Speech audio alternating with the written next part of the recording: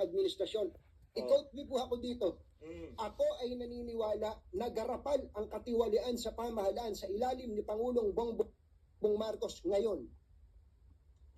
Sasabihin, Maliwanag pa ho sa sikat ng araw, kaya para kay AFP Chief, kung ang inyong loyalty nasa saligang batas, nasa konstitusyon, nasa taong bayan, hindi ho ba sa interes ng ating mga kababayan at ng saligang batas kung kukundanahin nyo ang kaliwat kanan na korupsyon na nangyayari ngayon sa ating bansa?